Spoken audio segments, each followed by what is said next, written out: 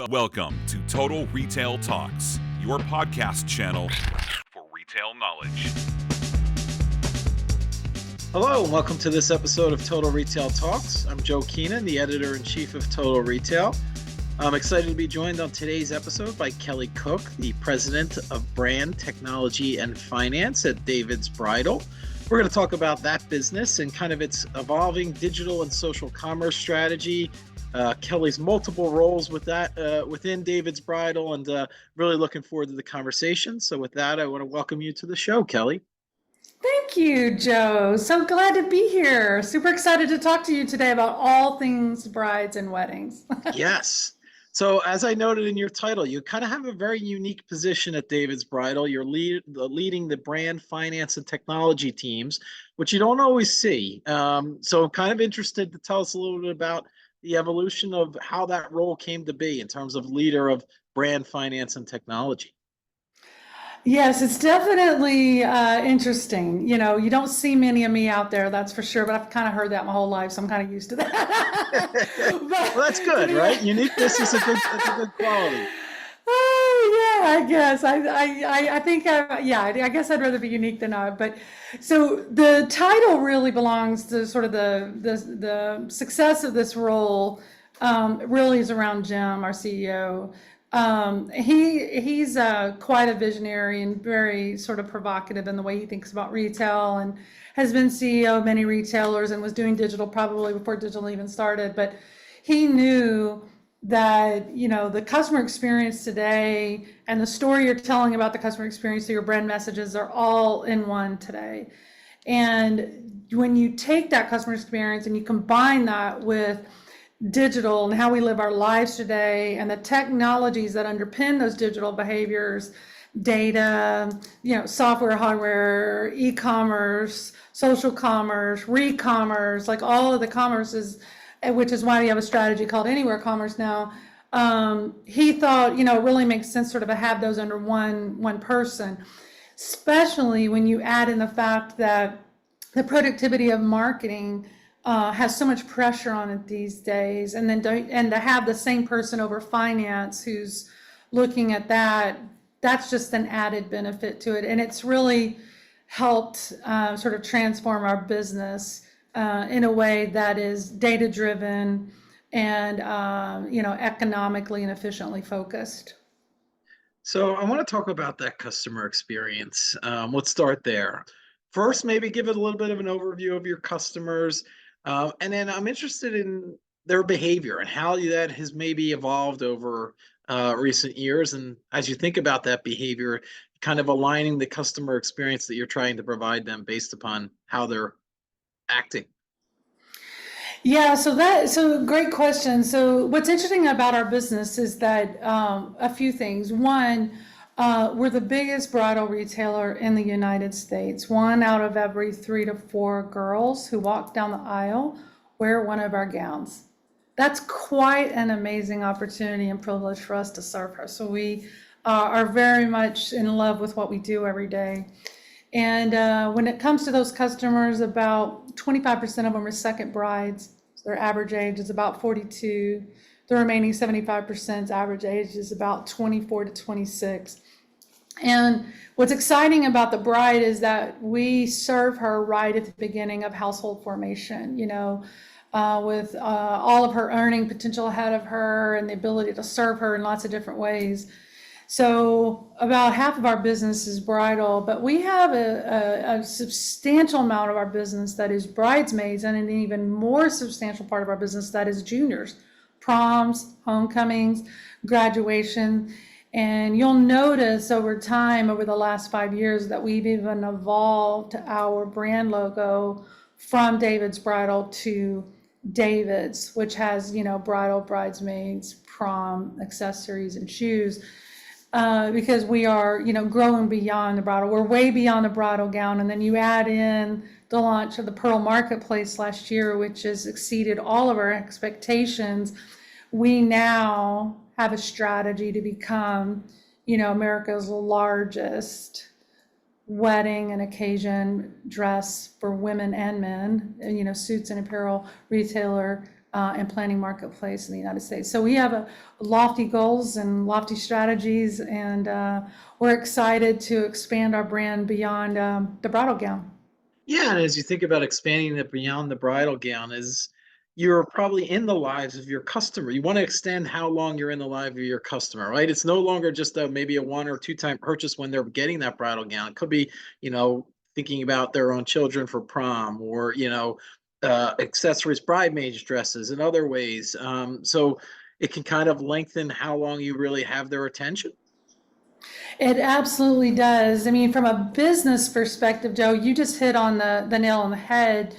When I first got here 5 years ago, I looked around and I was like, we have no programs at all to extend the life of our customer base. Nothing. We were selling her a gown, and that was it. And we were doing a great job at it. We actually have the highest NPS score of any retailer right now as of 2023, beating out Nordstrom and Apple. And you would expect that because our purchase is highly emotional. Yep. We have to get that right. There is no room for error there.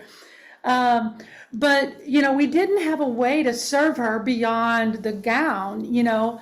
And so we found out some very, very interesting information. And I think you and I talked about this on the other podcast about loyalty, but we found out that 2/3 of women who go to a wedding buy something new to wear. And so we thought, well, let's give the bride the credit for those purchases. And that's why we created the Diamond program. But that program, the machine behind that program, is designed to extend CLV, party dresses, shoes, accessories, anything that she may wear. And it has exceeded our expectations. It's done exactly that. And we are pretty excited about all the new enhancements coming. In addition to extending the timeline that you're in the lives of those customers, you're also expanding, and not just David's Bridal, but everyone is expanding in terms of their channel outreach. And so you talked about all the different commerces that you're involved in. Social commerce want to be one of them. So tell me a little bit about kind of the role that social plays in some of the behaviors that you're seeing from your customers. Yeah, so that's great. I mean, the strategy that we have is anywhere commerce, and that is absolutely the right strategy. And two of the main pieces of anywhere commerce are social strategies around commerce and what we call re-commerce. Social commerce, we launched our TikTok strategy about 18 months ago. And we launched that strategy not only because the customers were there, but it's fascinating. In 5 years at David's, in 5 years, the world's changed 3 times. That is a lot. 5 years ago, the number one search engine was Google. 3 years ago, the number one product search engine was Amazon. Now the number one product search engine for everybody under the age of 28 is TikTok. Right. So you got this massive shift going on. Oh, I don't know what to wear to graduation. Let me go see on TikTok. So we knew there was a lot of activity there. But when we launched it, it was basically a content machine, and we were getting views and likes. But it was a struggle at the beginning to get those things to click back over and drive the commerce side of the business that we needed. And as any good marketer knows, you have a limited amount of funds that you can put out in the marketplace that aren't driving a sale, right? So then we're a beta partner of TikTok. So we went to TikTok and we said, this is our problem. You guys are evolving. You're turning into a search engine, but you as a company aren't behaving as a search engine right now, right? You're an ad platform, And so search engines, you're talking about the likes of Google Analytics, which is incredibly sophisticated algorithms and analytics that'll help us drive our business. So we started testing selling through TikTok, whether that was an influencer, QR codes, special promos. We did live shopping through TikTok. And every test we did, we got smarter and smarter and better and better. And now our TikTok shop is going to be launching in the next 30 days, which is entirely broad-based product feed that feeds their engine and actually sells on the platform. And, we fulfill as one of their, beta retailers. So the test exceeded what we thought would happen and generated enough performance for us to reallocate resources to that platform. That's a good example of how you are forward thinking, right? You can't be stuck in the old mode. You're thinking forward. What's happening now? How am I best able to connect with my customer? And that TikTok shop is one great example of that. Um, Talking about marketing for a second, and you've got all these different channels. Obviously, your own .com site, your storefronts, right? You're engaging with customers happening in physical stores, social media platforms. There's all that data that you're collecting, and you want to create that connected experience, right? So that they're not getting these disjointed from one channel to the next. Tell us a little bit about how you're doing that. You're obviously doing something right because your NPS score is so high. Customers are having a good experience. How are you working that out in terms of getting the right message to the right customer at that right time? Yeah, that's an awesome question. We're doing that three ways. We're doing that through the wedding journey, which is a proprietary wedding journey that we've defined that has multiple touch points that go from 0 to 18 months. Two, we're doing it with AI. And then three, when they get into the store and they're actually in the store with their bridal appointment, we have a sophisticated set of digital tools that are provided to that stylist that tell the stylist every single thing about that bride, her wedding theme. Is it outside wedding? Is it inside? Is it summer? Is it winter? Does she want coverage? Does she want sleeves? Does she want a train? And so we provide all that information to the stylist. So those three things are really, really helping us. And what makes it easy in one way and hard for us in another is that we actually have a time-based proprietary journey that we are going along with her. She's not a stack them high, watch them fly purchaser, meaning I'm going to go in and buy 80, wedding gowns when they're on sale. She's actually getting proposed to, and then she's happy for about 15 minutes and she's super excited. And then all of a sudden panic sets in because she's like, oh no, I got to plan a wedding, And then she goes right to those planning, the planning website, which is Pearl by David's Bridal. And then we take her specifically along that journey, step by step, week by week, checklist item by checklist item. So in one way, it makes it easier. The hard part for us is that, as any marketer knows, you want every marketing dollar you have to be efficient. And after COVID happened, the wedding journey overnight went from 9 months to 18 months. Well, you still have to spend on her for 18 months versus 9 months. So you automatically became half as efficient as you were, right? And you combine that with she loves inspiration. Like she loves inspiration. She wants to see every wedding video and every type of dress and all kinds of colors for bridesmaids and what should her mom wear, what should her grandmother wear, and instead of flower girls, can I have grandma flower girls? I don't know if you've seen those, but they're hysterical. Or flower dudes, which are even oh my god, they're so funny, Joe. Like flower dudes are the best. Like if you haven't seen them, Google it or TikTok it. Yeah, it's I gotta amazing. check that out. Sounds great. It's hilarious. So you have to provide her that inspiration across all those platforms. So you have to have a really good marketing department to push that content out constantly. So it's good. It's a lot of fun, and it's a business we love serving her in. I'm going to kind of tap into your technology side right now in terms of, you mentioned AI and how that is helping, because obviously this is a lot of information you're collecting and it's hard to keep pace, right? So automation and be able to use technology such as AI to help make you more efficient, help you speed up things, but still be effective in terms of the messaging you're putting out there. Tell us a little about maybe an example or just how you think about AI and how it's aiding in those efforts in terms of that personalized marketing that you're after.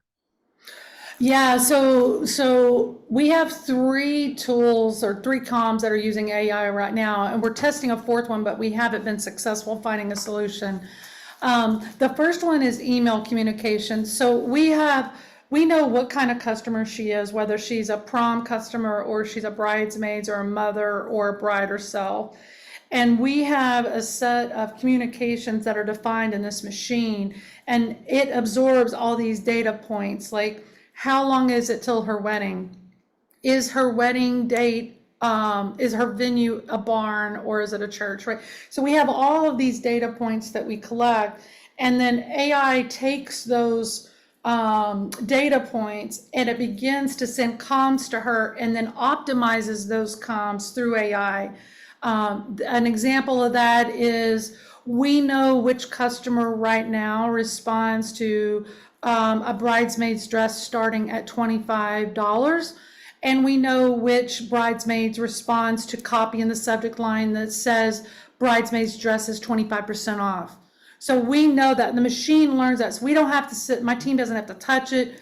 It just says, here's the optimizations and go forth and learn. And our email performance is unbelievably good right now, Joe, since we launched AI. It's a very, very, very strong performer for us. I mean, our organic traffic to our website is almost 70%. Like, that's how big organic is to us.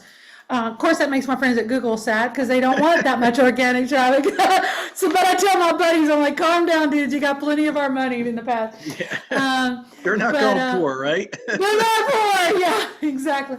So, and those same types of rules are in SMS now, and the machine AI determines, do I need to send an MMS to this customer or an SMS? And if I'm sending an MMS, which content do I need to show her? If it's SMS, which copy? And SMS is also performing well. It's not performing, they're both great. Email growth year over year is actually slightly stronger than SMS because you have such a limited output with SMS. Like, you can only do, 2 a week or so. And the third way we're using AI is Zoe. So Zoe is our automated concierge. And we actually launched AI in her first because brides, their number one emotion for 18 months is anxiety. That's their number one emotion. They are so stressed about their budget and the wedding list and who's wearing what and who's flying in and who's, all of that yummy stuff. We needed to be able to communicate with her anytime she wanted, right? And so we created Zoe, the digital concierge, and it uses AI to sense on those communications via text, whether she's happy, sad, mad, concerned, angry. And then we route those messages to different specialists depending on what AI thinks that customer is feeling. And then you juxtapose that to the reasons why, will my wedding dress arrive on time, or I need to exchange it, or it had a sensor on, or whatever it may be. And that's been a tremendous success for us. I think about 60% of all of our transactions are through Zoe now, where, 5-10 years ago, those will all have been phone calls. Yeah. So that's a great example. And to your point, the more that you can feed into those models, the more data that you learn about your shop or your brides, your bridesmaids, whoever the customer may be, the smarter those models get and the more proficient they become at sending out the right messaging. So it's kind of that self-fulfilling. It's going to keep getting better the more you put into it, right? That is 100% correct, Joe. The one thing that we, and I'll just throw this out there, maybe your listeners can help us with, like, one of the things that we haven't really nailed is AI generated content imagery. I'm talking about the specific imageries and videos. And, we've seen some tests and we've seen some images, but buying a V-neck t-shirt, via an image from a search result is one thing, but a bridal gown that has 18,000 hand-sewn beads on it, that hugs her in all the right places. It's just, if everything we've seen so far hasn't really looked as real and beautiful and authentic as it can be, and we have extremely high standards when it comes to the photography image we use for these gowns. I mean, these gowns, Joe, are hand sewn. They're hand sewn, and so we have to be really careful. So we haven't quite nailed that yet. We're working on that. My head of creative and my CMO are focused on that and testing it, but we haven't quite nailed that part. Yeah, well, it's to your point, your category, the emotional investment in the product for the customer. It's different than buying a T-shirt or maybe a polo shirt that they might wear one time or two times. This is while you might not wear it many times, it's got super high emotional investment in terms of the importance of the product to the customer. So you want to make sure you're getting that right. And I guess that's where your physical stores come into play too. So they walking into a store, they're actually getting that in-person real life experience with the product. 1,000% right, Joe. And even my daughter-in-law just got married to my son, and she's plus size, and she came in and had a wonderful experience with one of our stylists, but she started crying. She said, "I've never seen my waist." I mean, think about that kind of emotion. Like, she puts on that wedding dress and it just cinched her up, and she's got this beautiful, hourglass curves. And so it's really highly emotional. And by the way, Joe, they also know that the pictures they're taking are going to last a lifetime. So you even have that she's thinking about. My kids are going to see these pictures. My grandkids are going to see these pictures. So there's just a lot of stress and a lot of thoughts and a lot of things that she's thinking about. I hate my body. I don't like my arms. I don't like my décolletage. I don't want my legs to show. I do want my legs to show. So our style, I mean, the fact that our NPS score is so high it's really a testament. We call ourselves dream makers. It's really a testament to the dream makers out in the field and in the stores, because I can only think of one more thing in a girl's life that's more intimate than getting a bridal gown, and that's going to the female doctor. It's not fun, That's the only one. That's probably the only one that is more intimate than what we're doing. And so it's like we really, really focus and train and build empathy and help her find that dress that is going to make her feel like $1 million walking down that aisle. So we love it, we crave it, we're addicted to the passion of serving her. Yeah, and when you get it right and you're really making an important impact in one of your customers' lives, it means something to them. So that's the payoff at the end. I'm going to ask a final question of you, Kelly, in terms of where you see this market going forward. You've mentioned kind of the evolutions that we've seen. Talk about the bridal customer going forward and how you position David's Bridal to be continually relevant to that customer. And then obviously if you're relevant, and it then hopefully translates into further business success. Oh yeah, so when we look at the future, we are very, very excited about what we're seeing and what we're doing. The things that we see coming, are last mile delivery. We think that's coming for our category, right? That's the DoorDashes and the Instacarts and the Amazons today. I can remember years and years ago, people saying, nobody's ever going to buy a $5,000 TV online. That's never going to happen. You're going to walk into a Best Buy and look at it. And over half of them are sold online. So there is an element of that we think is coming, and we're here for it. We love it. We're excited for it. And we're ready. The second thing is we want to figure out a way to, to bring the beauty of that experience that she's having in the store to inside the home. There is still, a very intimate one-on-one relationship between us and that bride, fit and coverage and gown types and all of that. And about half of the brides that tell us a certain kind of gown they want to buy before their appointment buy a different kind of gown. So you've got people think, oh, I think I want this, but half of them like, yeah, put it on. I don't really like it. I want that. And so, what does that mean for the future? Is it digital try-on? Is it virtual try-ons? Is it augmented reality?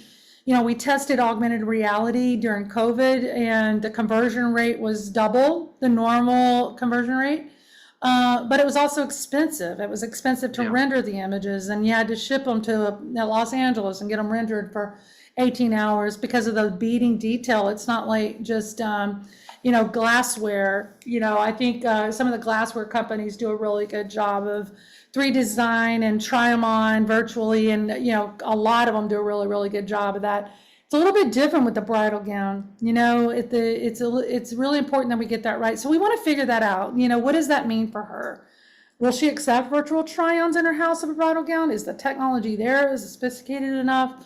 So we're going to figure that out as well. And then I think the third and final thing is, the thing I think about a lot is with digital, with technology, with AI, I just don't want us to ever lose the humanity of our brand, and a person to person interaction is so powerful, and you don't want to lose that. You don't want, it's a difference between a hug and then reading something off of a book. It's totally different, So we want to make sure we don't lose the humanity, and we keep that front and center. Our culture here at David's is, servant led, and, you're either serving her or serving somebody who is, and that focus on that humanity is pretty important. So I don't want to lose that with all the techno geek stuff that I love too. So it's for really sure. important. So thinking about those complementary tools and the ways that they can improve processes and efficiencies, but at the end of the day, it's that human to human connection that's so critical, especially in your category. I've really enjoyed the opportunity. I want to thank Kelly Cook again, who's the president, brand technology and finance at David's Bridal, for joining us on this episode of Total Retail Talks. It's been a lot of fun. Thank you, Kelly. You're welcome, Joe. Anytime. I love talking to you. Thanks for listening. For more information on this podcast, please check out our podcast channel page at mytotalretail.com/podcasts for show notes. Total Retail Talks is available on Apple Podcasts, Google Podcasts, Stitcher, and Spotify. Make sure to subscribe on our podcast channel page as well. If you've enjoyed this episode, please take a few moments to rate and review this podcast. Thanks, and until next time, this has been Total Retail Talks.